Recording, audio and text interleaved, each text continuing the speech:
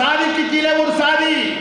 அம்பேத்கர் சொல்லுகிறார்கள், எந்த ஒரு சாதியும் இன்னொரு சாதிக்கு சமமான சாதி இல்லை. ரெண்டு சாதி சமம்னு யாராவது சொன்னா ஏற்க முடியாது, அது பொய். இதைத்தான் அம்பேத்கர் சாதியம் என்பது அடுக்குப்படி படிக்கட்டு முறையில் இருக்கிறது, இப்படி கிடப்பிலே கிடையாது. ஒரு சாதிக்கு கீழே ஒரு சாதி என்பதுதான் சாதியத்தினுடைய வரலாறு, சாதியத்தினுடைய நோக்கம். எனவே எந்த ஒரு சாதியும் எந்த சாதிக்கும் சமமில்லை என்கிற போது பட்டியல் சாதியிலே இங்க இருக்கிற அருந்ததியர் மக்கள் இடஒதுக்கீட்டிலே சம வாய்ப்பை பெற முடியவில்லை என்றுதான் அந்த இடஒதுக்கீட்டை நாம் வழங்குகிறோம். என் அன்பிற்குரியவர்களே, மிக முக்கியமான செய்தியாக நாம் பார்க்க வேண்டியது, இடஒதுக்கீடு வந்த பிறகு இவர்கள் பல பேர் இங்கே கிளம்பி இருக்கிறார்கள். அதுல சில பேர் அருந்ததியர்கள் மீது அக்கறை இருப்பதை போல கிளம்பி இருக்கிறார்கள். நாங்க அருந்ததியருக்கு இடஒதுக்கீடு தரவேணாம்லாம் சொல்லலைங்க, தரவேணாம்லாம் சொல்லலைங்க, கொடுக்கட்டும். ஆனா பேக்லாக் வேகன்சி எல்லாம் நிரப்பிடுங்க, பின்னடைவு காலி பணி இடங்கள்லாம் நிரப்பிடுங்க, 18 விழுக்காடு 25 விழுக்காடா உயர்த்துங்க, 18 விழுக்காடு வேலை வாய்ப்பை பூர்த்தி செய்யுங்க, அதற்கு பிறகு கொடுங்க என்று சொன்னால் இது எப்படி அருந்ததியர் இடஒதுக்கீட்டை கொடு என்பதற்கு சமமான ஒன்றாகும்? ஆக இது அருந்ததியர் மீது அக்கறை இருப்பதை போல காட்டிக்கொள்வதை தவிர இவற்றையெல்லாம் முன்னிருந்ததாக அருந்ததியர் இடஒதுக்கீடு வைப்பது என்பது ஏற்புடையது அல்ல. உச்சநீதிமன்றம் ஒரு சிறப்பான தீர்ப்பு வழங்கியிருக்கு. ஆனால் இன்றைக்கு என்ன சொல்கிறார்கள்? உச்சநீதிமன்றம் சட்டப்பிழை செய்துவிட்டது, அரசியல் அமைப்பு சட்டத்தை மீறிவிட்டது என்று இன்றைக்கு பல பேர் வாதங்களை முன்வைக்கிறார்கள். நான் கேட்கிறேன், அரசியல் உச்சநீதிமன்றம் மிக தெளிவாக இந்த தீர்ப்பில் 4 அம்சங்களை எடுத்திருக்கிறது. 4 அம்சங்களிலே மிக முக்கியமான ஒன்று, பட்டியல் சாதிக்குள்ளே இருப்பவர்கள் எல்லாம் ஒரே வகையை சார்ந்தவர்களா, தனித்தனி வகையை சார்ந்தவர்களா? ஏன்னா இவன் என்ன சொல்றானா, பட்டியல் சாதிக்காரெல்லாம் ஒரே வகை, அதை பிரிக்க கூடாது, பிரிக்கிறதுக்கு சட்டத்தில் இடம் இல்லை அப்படின்னு சொல்றான். ஆனால் உச்சநீதிமன்றம் இதை விசாரித்த பிறகு இவர்கள் ஒரே வகையை சார்ந்தவர்கள் அல்ல, இவர்களுக்கு வெவ்வேறு கலாச்சாரம் இருக்கிறது, வெவ்வேறு பண்பாடு இருக்கிறது, வெவ்வேறு சுடுகாட்டு முறை இருக்கிறது, வெவ்வேறு தாலி கட்டுகிற முறை இருக்கிறது என்று இவர்களுக்கான வெவ்வேறு வகையான கலாச்சார பண்பாட்டு அடையாளங்களை அவர்கள் அடையாளம் காணுகிறார்கள். எனவே இவர்கள் ஒரே வகையை சார்ந்தவர்கள் அல்ல. அது மட்டுமல்ல, இடஒதுக்கீடு என்பது எல்லோருக்கும் எல்லாமும் கிடைக்க வேண்டும் என்பதற்கான அடிப்படைதானே. அந்த அடிப்படையிலே அருந்ததியர் மக்கள் பட்டியல் சாதி பெற்றிருக்கிற இந்த இடஒதுக்கீட்டிலே ஒரு விழுக்காட்டை கூட அவர்கள் பெற முடியவில்லையே, அவர்களுக்கும் தருவதுதானே இடஒதுக்கீட்டுடைய நோக்கம். எனவே அப்படி தருவதிலே என்ன பிரச்சனை இல்லை. பட்டியல் சாதி மக்களை வகைப்படுத்த அரசியலமைப்பு சட்டம் 341 பிரிவு அனுமதிக்கவில்லை, வகைப்படுத்த அது இடமளிக்கவில்லை என்று சொல்லுகிறார்கள். அரசியலமைப்பு சட்டம் 341 என்ன சொல்லுகிறது? வகைப்படுத்த கூடாது என்று சொல்லுகிறதா? இல்லை. அரசியல் அமைப்பு சட்டத்திலே பட்டியல் சாதி பிரிவுகளை எல்லாம் குடியரசுத் தலைவர் உருவாக்கி வைத்திருக்கிறார்.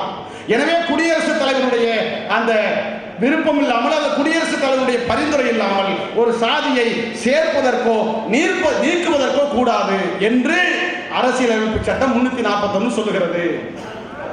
சரி, அரசியலமைப்பு சட்டம் 341 சொன்னதை போலவே பட்டியல் சாதியிலே எந்த சாதியையும் நீக்கவில்லை, எந்த சாதியும் புதிதாக சேர்க்கவில்லை, எந்த சாதியையும் நீக்கவில்லை, எந்த சாதியும் சேர்க்கவில்லை.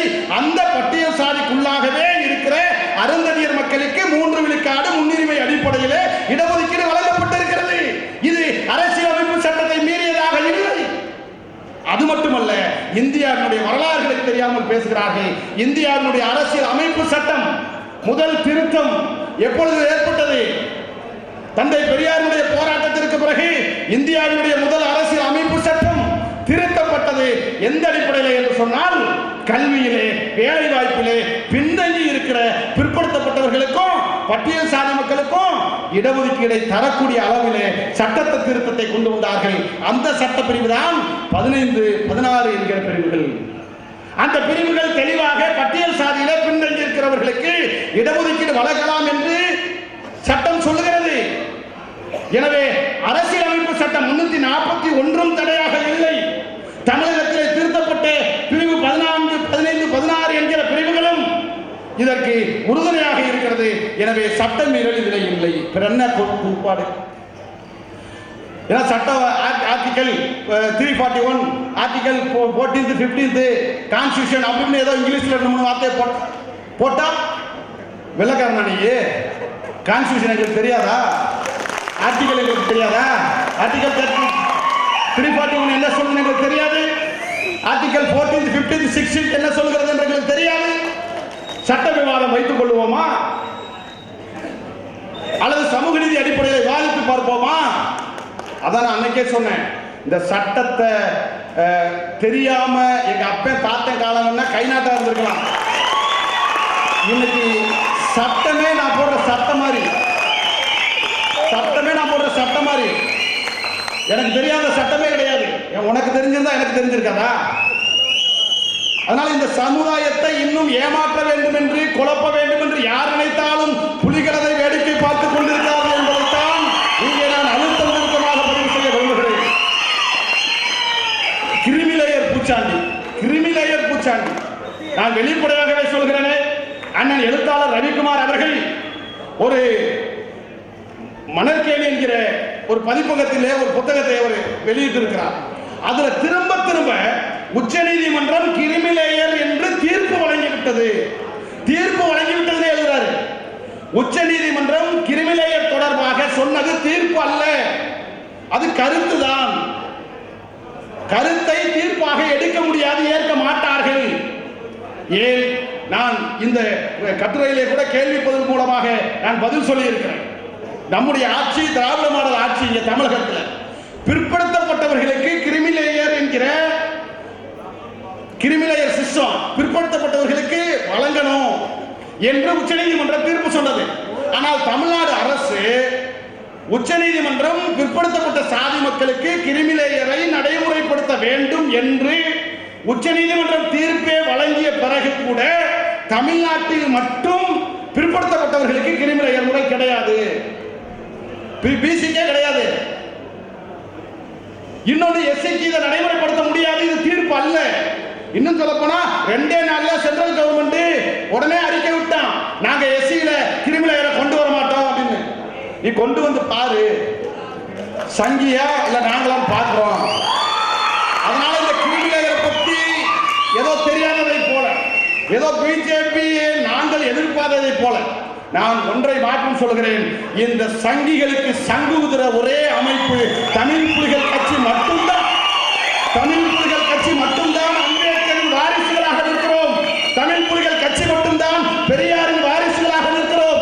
தமிழ் புலிகள் கட்சி மட்டும்தான் மார்க்சியவாதிகளாக இருக்கிறோம் என்பதை இந்த இடத்தில் ஆழமாக சொல்ல கடமைப்பட்டிருக்கிறேன்.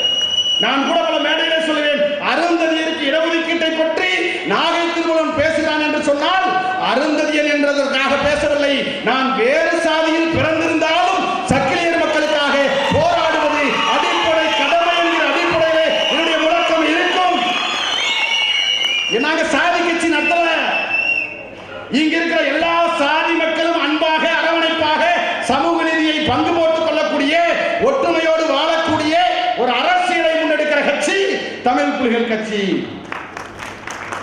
நலந்த கிரிமிலேயரோ சட்டமோ யோசித்து பாருங்கள், கூறு போட்டு விடுவார்கள். நான் ஒன்றே சொல்ல கடமைப்பட்டிருக்கிறேன், பட்டியல் சாதிக்குள்ளாகவே அருந்ததியர்கள் இடஒதுக்கீடு கேட்கிறார்கள். தனியாக அவங்க பிரிஞ்சு போகணும்னு சொல்லவே இல்லை. அது கூட நேர்மையான பங்கை கேட்கிறாங்க. இல்ல நிறைய செய்தி எனக்கு அமைச்சர்கள் இங்கே அண்ணன் ஐயா செல்வராஜ் ஐயா அண்ணன் ஏகப்பட்ட வேலை பழுவுல இதுக்காக உட்கார்ந்து இருக்கிறாங்க. நிறைய இதுல தவறான செய்திகளை பரப்பிக்கொண்டே போகிறார்கள். எனவே இது போராட்டங்களாக இருந்தாலும் சரி, அது சீராய்வு மனுவாக இருந்தாலும், சீராய்வு மனு தாக்கல் செய்யப்பட்ட உடனேயே விடுதலை சிறுத்தைகள் கட்சி இந்த சீராய்வு மனுவை திரும்ப பெற வேண்டும். இது சமூக நீதிக்கு எதிரானது. நீங்கள் வரலாற்றிலே பிழை செய்ய தயாராகிவிட்டீர்கள், பரிசீலனை செய்யுங்கள் என்று முதலாக அறிக்கை விட்ட கட்சி தமிழ் புலிகள் கட்சி இல்லையா? இங்க கொஞ்சம் பேர் கிளம்பி இருக்கிறான், தமிழ் புலிகள் கட்சி இடஒதுக்கீட்டுக்கு ஒண்ணுமே செய்யல, இவன் எதிர்ப்பு போல திருமாவளவன் நான் எதிர்க்கணுங்கிறான். நான் ஒன்று சொல்லிட்டேன், திருமாவளவன் மட்டும் இல்ல, எங்க அப்பாவே இருந்தாலும் இந்த சமூக நீதிக்கு எதிராக யார் நின்னாலும் நான் எதிர்க்கத்தான் செய்வேன், எதிர்க்கத்தான் செஞ்சுக்கிட்டு இருக்கிறேன். அதுல என்ன மாற்று கருத்து? அதுல என்ன மாற்று கருத்து? சரி, நான் கேட்ட என்னைய விட எழுத்தவன் யார் யாருவா? என்னை விட எழுத்து என்ன என்ன செஞ்சதையும் நான் அமைச்சர்கள் வச்சுக்கிட்டு நான் பேசலாம்னு நினைக்கல. நான் அண்ணன் ஐயா சொன்னாங்க, அன்பில் செல்வராஜ் அழகா சொன்னாங்க, 45 பிரிவுகளாக இருக்கிறார்கள். அப்படி ஐயா உங்களுக்கு நான் இதை பதிலா சொல்லல. பறையர் சமுதாயத்தில் 66 கட்சிகள் இருக்கிறது, பல்லர் சமுதாயத்தில் 70 கட்சிகள் இருக்கிறது. எனவே சாதியில் பல கட்சிகள் இருப்பது ஒரு பெரிய விஷயமே இல்லை. ஏன்னா எல்லா அரசு நீங்க ஒன்னா வாங்க, ஒன்னா என்ன செய்ய போற? ஒன்னா நீ என்ன செய்ய போற? யோசித்து பார்க்கணும். 60-70 கட்சிகள் இருக்கிற ஆதி திராவிடர் சமுதாயத்திலே அண்ணன் திருமாவளவன் தான் தலைவர் என்ற அந்த ஆதி திராவிடர் சமுதாயம் அடையாளம் காணுகிறதா இல்லையா? 70 இயக்கங்கள் இருக்கிற தேவேந்திர வேளாளர் இயக்கங்களிலே கிருஷ்ணசாமி தான் எனக்கான தலைவன் என்று அடையாளம் காணுகிறதா இல்லையா? 45 சங்கங்கள் இருக்கிறது என்று சொன்னால் நீ அடையாளம் காணு, அதியமான் தான் எனக்கான தலைவன் என்று நீ ஆதரித்தால் அதை ஆதரிக்கிற முதல் மனிதனாக நான் இருப்பேன். நான் அண்ணன் மதிவேந்தன் அவர்களை மேடையிலே வைத்தே சொன்னேன், ஐயா அதியமானவர்களுக்கு பாராளுமன்றத்தில் நீங்கள் இடம் தாருங்கள், அவரை அங்கீகரியுங்கள். எங்களுக்கு முன்னவராக இருக்கிறார், மூத்தவராக இருக்கிறார். இப்படி வழிமொழிகிற கட்சி அருந்ததி இயக்கங்களில் எங்கேயாவது நீங்கள் பார்த்ததுண்டா? தமிழக வரலாற்றில் ஒன்றை புரிந்து கொள்ள வேண்டும். 2009 தமிழ் புலிகள் கட்சி உருவானது 2008. 2008க்கு முன்பு சுக்குநூறாக பல அருந்ததி இயக்கங்கள் உருவானது. அந்த அருந்ததி இயக்கங்களுடைய வேலைகள் என்னவாக இருந்தது தெரியுமா? ஒரு இயக்கத்தை இன்னொரு இயக்கம் குறை சொல்லுவது, ஒரு தலைவனை இன்னொரு தலைவன் குறை சொல்லுவது, கொள்கை ரீதியாக வீழ்த்த முடியாமல் அவர்களிடத்தில் குறைகளை சொல்லி வீழ்த்துவது, ஊரை சொல்லி வீழ்த்துவது, மொழியை சொல்லி வீழ்த்துவது. ஆனால் தமிழக அருந்ததி இயக்க வரலாற்றில் கூட நீங்கள் எடுத்துக்கொள்ளுங்கள், 2009 தொடங்கிய தமிழ் புலிகள் கட்சி இதுவரை ஒரு தலைவனை கூட விமர்சித்ததில்லை என்பதுதான் வரலாறு. ஒரு தலைவனையும் நான் குறை சொன்னது கிடையாது. இன்னும் வெளிப்படையாக வேண்டும் என்று சொன்னால் அதிகமான என்னுடைய தலைவன் என்று ஏற்றுக்கொள்கிற பான்பு லட்சக்கணக்கான இளைஞர்கள் இருக்கிற போது கூட இந்த துணிச்சல் எனக்கு இருக்கிறது. என் பின்னால் இமானுவேல் சேகரன் சொல்லுவார், நான் சின்னவனாக இருக்கலாம், என் பின்னால் கொஞ்சம் இளைஞர்களாக இருக்கலாம், ஆனால் உரிமையை யாருக்காக விட்டு தர முடியாது என்று சொன்னார்கள் அல்லவா இமானுவேல் சேகரன். என் பின்னால் 1000 புலிப்படைகள் எதற்கும் தயாராக இருக்கிறது.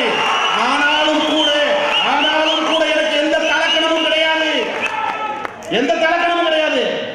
இன்றைக்கு வரைக்கும் எந்த அருந்ததி இயக்க தலைவர்களும் விமர்சிக்காத ஒரு தலைவன் பண்போடு இருக்கிறான் என்று சொன்னால் அது நாகை திருவள்ளுவரை தவிர வேறு யாரையாவது சொல்ல முடியுமா? ஆனால் அப்புறமும் ஒன்றை சொல்கிறேன், இடஒதுக்கீட்டிலே உங்கள் பங்கு என்ன கேட்கிறான். இடஒதுக்கீட்டிலே உங்க பங்கு என்ன என்று சொன்னால் 1991-92 எனக்கு வயது 13-14 இருக்கும். 9ஆம் 10ஆம் வகுப்பு படிச்சுக்கிட்டு இருந்தேன். தமிழ்நாடு அருந்ததியர் சங்கத்தில் அப்ப இணைஞ்சிக்கிட்டு இருந்தேன். அப்ப அரிசி நாகலிங்கம்னு ஒரு தலைவர் அருந்ததியர் உள்ளிட ஒதுக்கீடு 10 விழுக்காடு வேண்டும் என்று பரமக்குடியில ஒரு பேருந்து நிலையத்தில் உண்ணாவிரத போராட்டம் அறிவிச்சிருந்தார். 13 வயதில் தமிழ்நாடு அருந்ததியர் சங்கம் நடத்திய அருந்ததி உள்ளிட ஒதுக்கீட்டு போராட்டத்திலே சிறுவனாக பங்கெடுத்துக் கொண்டு 13 வயதில் தொடங்கிய என்னுடைய அரசியல் பயணம், அருந்ததி உள்ளிட ஒதுக்கீட்டுக்கான பயணம் 1994 அண்ணன் எஸ்.சி. கல்யாண சுந்தரம் அவர்கள் இன்றைக்கும் உயிரோடு இருக்கிறார். 90களுக்கு பிறகு அவரோடு பயணிக்கிறோம் புரட்சிகரமாக வேண்டும் என்று 94 அவர் ஆகஸ்ட் 15ஆம் தேதி சுதந்திர போராட்ட நாள் என்று அருந்ததியர் உள்ளிடஒதுக்கீடு இல்லை என்றால் நாங்கள் கருப்பு கொடி காட்டுவோம் என்று ஒரு போராட்டம் அறிவிக்கிறார். அந்த போராட்டத்திலே நானும் மறியல் போராட்டத்தில் ஈடுபட்டு சிறுவனாக இருக்கிற காரணத்தினால் என்னை சிறையில் அடைக்காமல் பண்டாவத்தில் இருந்து என்னை வெளியே அனுப்பினார்கள் என்பது வரலாறு. 13 வயதிலே இடஒதுக்கீட்டிற்காக உண்ணாவிரதம் இருந்திருக்கிறேன். 14 வயதிலே கருப்பு கொடி போராட்டத்திலே கலந்திருக்கிறேன். இன்னும் நான் பட்டியலிட்டு போனால் அது எனக்கான தற்பெருமையாக மாறிவிடும். ஏன் இதை சொல்கிறேன் என்று சொன்னால் இடஒதுக்கீட்டிலே என்னை விட வேறு எவரும் அதிகமாக பங்கை செலுத்தி இருக்க முடியாது.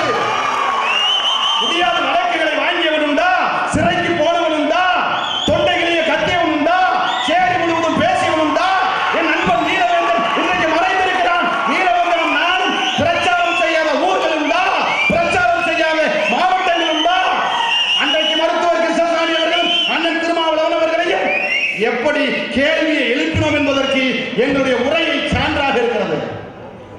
கேட்கிறான். நேற்று கட்சி தொடங்கினவெல்லாம் நான் இதை வந்து விமர்சிக்கல. நீங்கள் கட்சியை தொடங்குங்கள், நன்றாக என்னை விமர்சனத்திற்கு அப்பாற்பட்டவர்கள் யாருமே கிடையாது. நீங்கள் என்னை தாராளமாக விமர்சியுங்கள். இதுவும் கூட உங்க விமர்சனத்துக்காக கிடையாது. என்னுடைய கட்சியிலே இருக்கிற தோழர்கள் புரிந்து கொள்ள வேண்டும் என்பதற்காக, என்னை பின்பற்றுகிற தலைவர்கள் பின்பற்ற வேண்டும் என்பதற்காக தவிர வேறு எந்த கட்சிக்காரர்களுக்குமான பதில் இது இல்லை. அதை நீங்கள் புரிந்து கொள்ள வேண்டும். இப்படி எண்ணற்ற செய்திகளை நாம் சொல்லிக்கொண்டே போகலாம். நேரத்தின் அருமைகளை நான் ஒன்றை சொல்கிறேன் நண்பர்களே. ஆகஸ்ட் 1ஆம் தேதி இடஒதுக்கீடு சட்டம் வழங்கி இருக்கிறது. இந்த சட்டத்தை பாதுகாக்க வேண்டிய கடமை இருக்கிறது. கூட பட்டியலில் போன இல்லையா, 2009 அடிந்து உள்ளிடஒதுக்கீடு சட்டம் வந்துச்சு. அப்ப நான் வழக்கறிஞர். இந்த சட்டத்திற்கு எதிராக மதுரை உயர்நீதிமன்ற கிளையில பல பேர் வழக்கு கொடுத்தாங்க. அருந்ததியர் உள்ளிடஒதுக்கீட்டிற்கு ஆதரவாக சென்னை உயர்நீதிமன்ற மதுரை கிளையிலே என்னை மனுதாரராக இணைத்துக் கொண்டு அந்த வழக்காடியாக இருந்த வழக்கிலே வெற்றி பெற்றது தமிழ் புலிகள் கட்சி. இன்றைக்கும் கூட இந்த வழக்கு உச்சநீதிமன்றத்தில் தீர்ப்பாக இருக்கிறது அல்லவா? இந்த தீர்ப்பிலும் உச்சநீதிமன்றத்திலும் தமிழ் புலிகள் கட்சி தன்னை மனுதாரராக இணைத்துக் கொண்டு பாரிவேந்தன் வழக்கறிஞர்கள் பாரிவேந்தன், ராமசுப்பிரமணியன், மனோஜ்குமார் என்கிற வழக்கறிஞர்கள் எனக்கு அங்கே வாதாடி இருக்கிறார்கள். நான் எங்கேயும் பெருமையாக சொல்லிக் கொள்வதில்லையே. நானும் வழக்காடினேன், நானும் செலவழித்தேன், நானும் பணம் செலவழித்தேன் என்று சொல்வதே கிடையாது. ஏனென்றால் பணம் எங்களுக்கு ஒரு மேட்டரே கிடையாது. அதை சொல்லுவான்ல, செம்பருத்தின் ஒரு படத்துல மன்சூர் அலியா சொல்லுவான், இப்படியே வெட்டியாவே சுத்திட்டு தெரியாடா, கல்யாணம் முடிச்சு உனக்கு பாதுகாப்புக்கு என்ன செய்வேன், காசு பணம் சம்பாதிக்க வேண்டாம்னு சொல்லுவான். அப்ப அந்த படத்துல மீனவனா இருப்பான். அப்ப செம்பருத்தியில மன்சூர் அலியா சொல்லுவான், இந்த கடல் என்னுடைய பேங்க் சொத்து, எனக்கு எப்போ எவ்வளவு வருமோ அப்போ வலையை தூக்கிட்டு போவேன், வீசுவேன், மீன் வரும், அதை விற்று காசாக்கிடுவேன். நான் பல்லாயிரக்கணக்கான புலிகளை சம்பாதிக்கிறேன். இந்த சம்பாத்தியம் தான் என்னுடைய சொத்து. நான் மிட்டாமராசாக இல்லாமல் இருக்கலாம், நான் பணக்காரனாக இல்லாமல் இருக்கலாம், ஆனால் ஆயிரக்கணக்கான புலிகள் உயிரை கூட தியாகம் பண்ணக்கூடிய அளவிலே என்னுடைய படைபலம் இருக்கிறதே, அதுதான் என்னுடைய மாபெரும் மகத்தான சொத்து. இதை புரிந்து கொள்ள வேண்டும். ஆனால் எந்த காரணத்திலும் இதை நான் தவறாக பயன்படுத்தியதில்லை. இந்த அரசியலை புரிந்து கொண்டு இப்பொழுதும் சொல்லுகிறேன், அருந்ததியர் உள் இடஒதுக்கீடு என்பது ஒரு சமூக நீதி கோட்பாடு. அது ஒரு சமூக நீதியை வென்றெடுக்கக்கூடிய சட்டம்.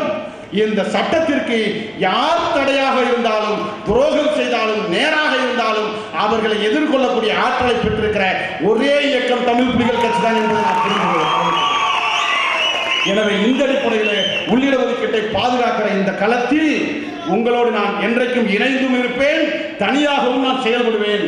இங்க இருக்கிற அரசு ஊழியர்களே, உங்களை அன்போடு மெத்த பணிவோடு கேட்டுக்கொள்கிறேன், அன்போடு மெத்த பணிவோடு கேட்டுக்கொள்கிறேன். திரும்பவும் சொல்கிறேன், அரசு ஊழியர்கள் இந்த இடஒதுக்கீட்டிலே நான் பயனடைந்தது கிடையாது.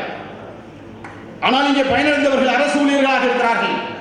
அரசு ஊழியர்களிடத்திலே நான் உரிமையோடு கேட்கிறேன், உறவோடு கேட்கிறேன். பயனடைந்த நீங்கள், அம்பேத்கர் சொன்னார் அல்லவா, அரசு ஊழியர்களை நம்பி நான் ஏமாந்து விட்டேன், அவர்களை இந்த இடத்திற்கு வரவழைத்தால் பின்னோக்கி இருப்பவர்களை கைதூக்கி விடுவார்களே என்று நம்பினேன், அரசு ஊழியர்களை என்னை ஏமாற்றி விட்டார்கள் என்று சொன்னார் அல்லவா.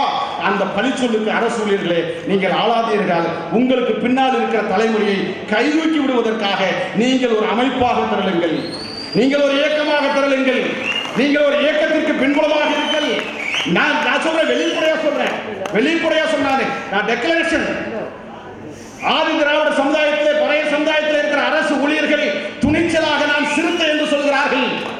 தேவேந்திர சமுதாயத்தில் இருக்கிற அரசு ஊழியர்கள் துணிச்சலாக நான் புதிய தமிழகத்தில் இருக்கிறேன் என்று சொல்கிறார்கள். அரசு ஊழியர்களே துணிச்சலாக சொல்லுங்கள், நீங்கள் ஆதித்தமிழர் பேரவையில் இருக்கிறேன் என்று சொல்லுங்கள், நீங்கள் தமிழ் புலிகளிலே இருக்கிறேன் என்று சொல்லுங்கள். என்ன துணிச்சல்! நான் ஒன்றை சொல்கிறேன், இந்த மக்களுக்கு மட்டுமல்ல, அரசு ஊழியருக்கு ஒன்று என்றாலும் உயிரை கொடுத்தாவது அங்கே நாங்கள் எங்களுடைய போராட்டத்தை எடுப்போம். எங்களால் எந்த அரசு ஊழியருக்கு பாதிப்பு வராது, எந்த அரசு ஊழியரையும் நாங்கள் நிர்பந்திக்க மாட்டோம். இன்னும் சொல்ல வேண்டும் என்று சொன்னால், நாங்கள் வருகிற போது நீங்கள் சொல்லுகிறீர்களே, நீங்கள் ஒன்றாக வாருங்கள், நான் நிதியை தருகிறேன் என்று சொல்லுகிறீர்களே, எங்களுக்கு நாங்கள் ஒன்றாக வந்து நீங்கள் ஒன்றாக நிதியை தரக்கூட வேண்டாம், நீங்கள் ஒன்றாகவே ஐயா அதிகமானவர்களுக்கு தாருங்கள். நான் மனப்பூர்வமாக உங்களை வாழ்த்துகிறேன். யாருக்காவது ஒருவருக்கு உங்கள் தொகையை ஒட்டுமொத்தமாக தாருங்கள், அவர்கள் இந்த இடஒதுக்கீட்டை பாதுகாப்பார்கள். நீங்கள் தந்தாலும் தரவில்லை என்றாலும் இந்த சமூகத்தையும் இடஒதுக்கீட்டையும் பாதுகாக்கிற வரலாற்று கடமையை நான் என் தோள் மீது ஏற்றி சுமந்து கொண்டிருக்கிறேன். என் சுமையை இறக்கி வைக்க யாருக்காக விட்டு தர மாட்டேன் என்று சொல்லி அருந்ததியர் உள்ளிடஒதுக்கீடு சட்டத்தை தந்த திராவிட முன்னேற்ற கழகத்திற்கு பாராட்டுதலை சொல்லி இடதுசாரிகளுக்கும் அம்பேத்கர் எங்கள் இந்த சமூகம் பயனுள்ளவரை உங்களுக்கு நன்றி உணர்வோடு இருக்கும் என்பதை இந்த இடத்திலே சொல்லி அருந்ததின் உள்ளில் வருவதற்காக நாம் ஒன்றாகவும் இணைந்து நிற்போம், தனியாகவும் களத்தில் நிற்போம் என்று சொல்லி வாய்ப்பிற்கு நன்றி கூறி விடைபெறுகிறேன். நன்றி, வணக்கம்.